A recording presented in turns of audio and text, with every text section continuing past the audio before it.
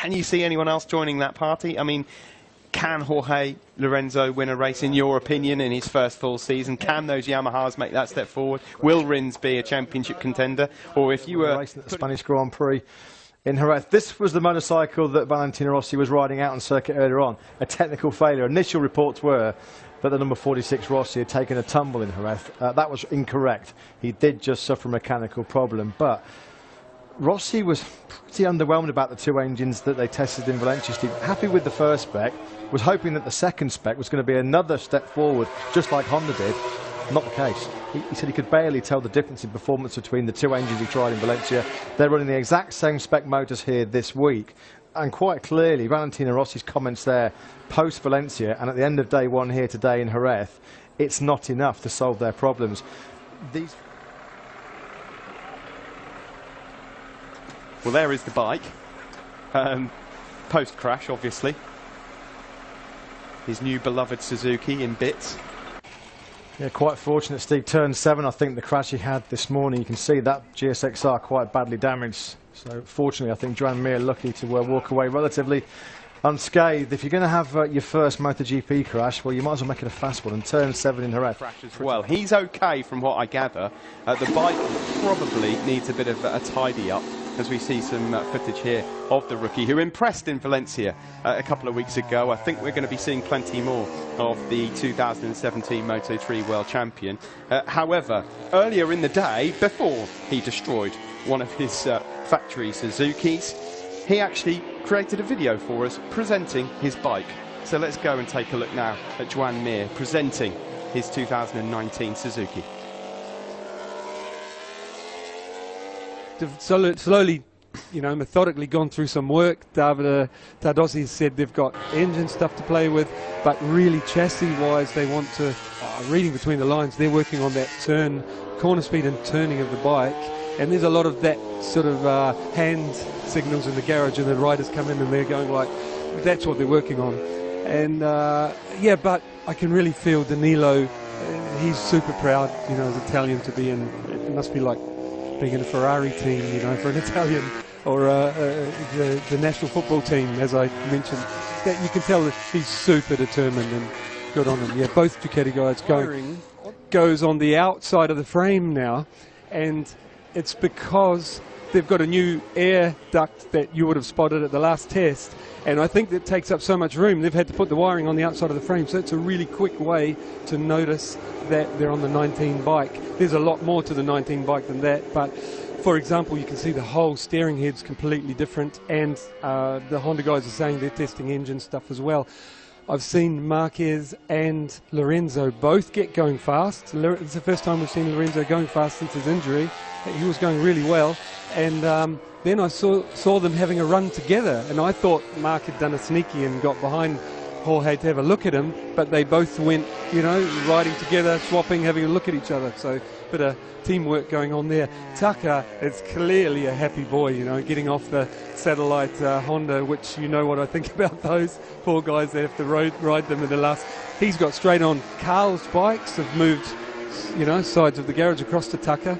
I checked on that, and it's Carl's actual bikes from this year, and he's flying. He's a happy boy. You know, it's not just a later model bike, but it's right down to all the latest model. I had a quick catch up with Mirigali before the show, and he said they're getting through like as planned because of dry track time, and but they haven't decided. All he hopes is they've decided on an engine before the end of tomorrow. That's all they've got to tell us.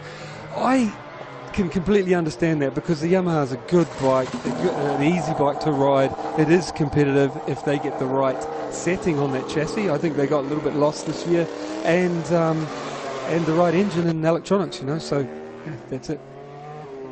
Simon, the last couple of years, of course, MotoGP, it's been all about two manufacturers really, Honda versus Ducati. You can see on the screens now Danilo Petrucci and Andrea Dovizioso at a Ducati 1-2 at the moment. The GP19 has come out of the gate really, really impressive in this test in Jerez, and when we resume testing action in Malaysia in 2019 in early February, are crucial for Yamaha. They've got to find something. They've got to turn up with a better spec motor before that test in Sepang. Otherwise, Valentino Rossi and Maverick Vinales, they're going to be banging their heads, or feel like they're banging their heads, against a brick wall, Steve. At the moment, not good enough. No, it's not, and it's we mentioned this in Valencia as well. They have to both pick the same engine. They can't go for left shoulder, or those left shoulder problems.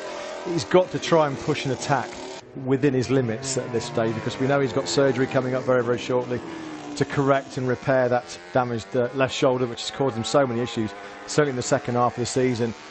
When you think that he's not 100% fit, and that's at the back of his mind, the lap times he's been cutting in both Valencia and in Jerez, it just shows how confident, how comfortable Marc Marquez is at the moment. Not only on the 2018 motorcycle, he won the championship one this year, but the two 2019 specs that HRC have come with. We talked about it, didn't we, Steve, in Valencia? It does look like that HRC again have stolen the march on their rivals. They're ahead of the game. Marquez has already tried that version 1 of the RC213V a few weeks ago in Aragon. That's allowed HRC to work on the bike in Japan, then come with a second evolution. Most manufacturers at this stage, they're turned up to Valencia with their first versions of next year's bike, so they're already playing catch-up to a manufacturer that doesn't really need any helping hand. Well, yeah, as we see here, the footage of Marc Marquez out in Jerez. Let's go and see if we can catch up with a man who knows a thing or two about it. The team manager drafted in for 2018, of course. He's got his team at last, the dream team of Marc Marquez and Jorge Lorenzo, with 12 world championships between them. Really impressed with Franco Morbidelli. He said the bike, it's so smooth as butter. If you ride that Yamaha, Steve, with that finesse, that silky smooth riding style, that's what you need to get the best out of it. That's why Jorge Lorenzo is so strong on that bike for so many years. Got to say as well, you know, Fabio Quartararo, he has really impressed me as well, Steve. These two guys, they're new to Yamaha. Morbidelli's got the 1-year experience over Quartararo. I think as well, this new team, Petronas SRT, getting Wilco Zeelenberg and Ramon Facada from the factory team. You've got then straight away two guys who are vastly experienced of Yamaha. They understand the systems. That team needs key figures like that to build the momentum up, let them hit the ground running. They'll learn quickly. Been really impressed with both their riders so far. I think more with what I can say about Maverick Vinales is that he's actually got a crew chief with him at long last. Yeah, good to see Esteban Garcia, of course, a man who Maverick Vinales knows. He cherry-picked him, didn't he, from the KTM team. Esteban Garcia worked with Maverick Vinales, who we're looking at now from earlier on today in Jerez. They were together when Vinales won the 2013 Moto3 World Championship in such dramatic fashion against Alex Rins 5 years ago now.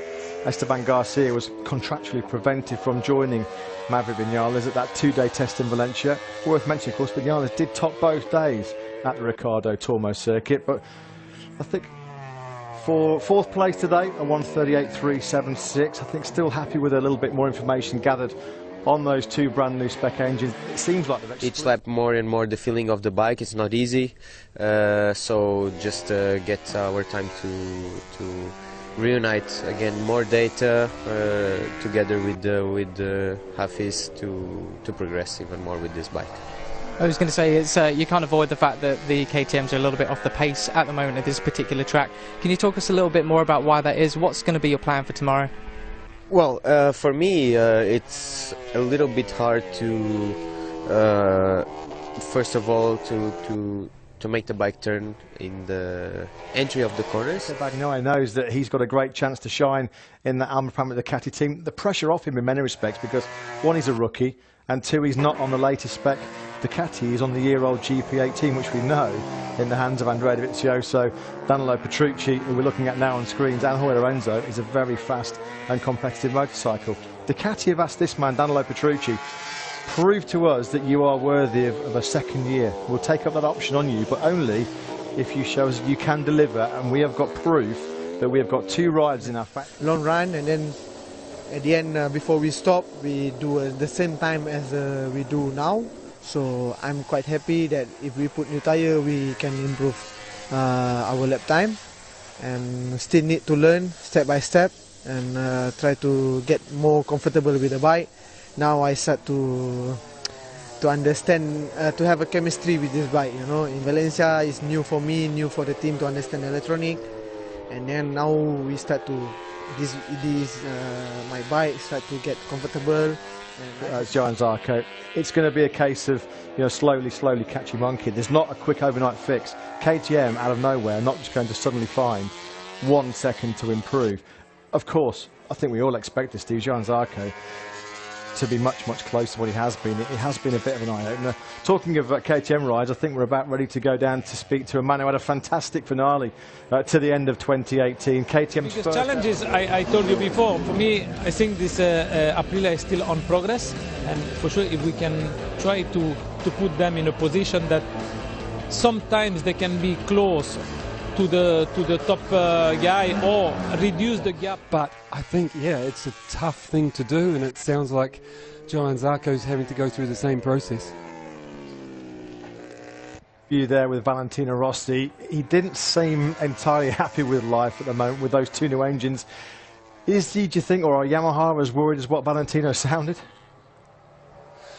Yeah, you know, it seems like they want to choose an engine before going to Sepang, and my feeling is he's not. I mean, Maverick seems pretty positive about it. He thinks it's better, but it seems like Valentino, like I was listening as well, and also watching body language in the garage, and it seems like Valley is not completely happy with the two choices. I think there's a chance they'll turn up to Sepang with something else, you know, because they have another. They have till after Sepang, you know, that's the last chance. But yeah, you know, I don't think it was complete.